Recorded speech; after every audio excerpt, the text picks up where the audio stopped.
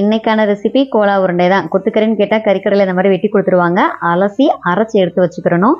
சின்ன வெங்காயம், கொத்தமல்லி, கருவேப்பிலை, தேங்காய், பொரிகடலை இது எல்லாத்தையும் சேர்த்து அரைச்சி எடுத்து வச்சிட்டோன்னா ஒரு பேஸ்ட் மாதிரி கிடைக்கும். இது கூடவே நம்ம இஞ்சி பூண்டு பேஸ்ட்டு போட்டு மொத்தமாக உப்பு போட்டு ஒரு 4-5 பொடி போட்டு பெசரி வைக்கணும். இந்த கோலா உருண்டை நிறைய பேர் நிறைய மெத்தடில் செய்வாங்க.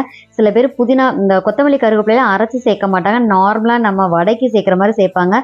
அது திப்பி திப்பியாக தெரிகிற மாதிரி இருக்கும். எங்கள் வாண்டுக்கெல்லாம் பிச்சு எடுத்து தனியாக வச்சுட்டு சாப்பிடும். இது எல்லாத்தையும் சேர்த்து போட்டு அரைச்சிட்டோன்னா அந்த வாசனை நல்லாயிருக்கும். இது கூடவே கொஞ்சம் மொறுமொறுப்பாக வர்றதுக்காக தான் இந்த அரிசி மாவு தூவுறேன். நீங்கள் பொரிகடலை மாவு பத்தலைன்னா தூவிக்கலாம். இன்னொன்று கறி நல்லா தண்ணி இல்லாமல் பார்த்துக்கணும். கரம் மசாலா தூள், சீரகத்தூள், தனி மிளகாத்தூள், மஞ்சள் பொடி இந்த 3 பொடியும் சேர்த்து நல்லா பெசரி வச்சோம்னா நல்லா ஒரு சப்பாத்தி மாவு பிசைகிற மாதிரி பிசைஞ்சு கொஞ்சம் நேரம் ஊற விட்டணும். ஒரு 1/2 மணி நேரம் அதை அப்படியே ரெஸ்ட்டில் வச்சிடணும். அப்புறம் குட்டி குட்டியாக உங்களுக்கு என்ன சைஸ் தேவையோ நல்லா குலோப் ஜாமுன் மாதிரி உருட்டி உருட்டி தனித்தனியாக வச்சுட்டிங்கன்னா ஈரப்பதெல்லாம் கொஞ்சம் போய் நல்லா உருட்டி எடுத்து வச்சிடணும். அதுக்கப்புறம் பொரிச்சு எடுத்தோம்னா சூப்பராக வந்துடும். நான் ஆல்ரெடி ஒரு 2 செட்டு போட்டு எடுத்துட்டேன். அதுக்கப்புறம் தான் இது 3வது செட்டு போடுறப்ப தான் இந்த இது உங்களுக்கு காட்டுறேன்.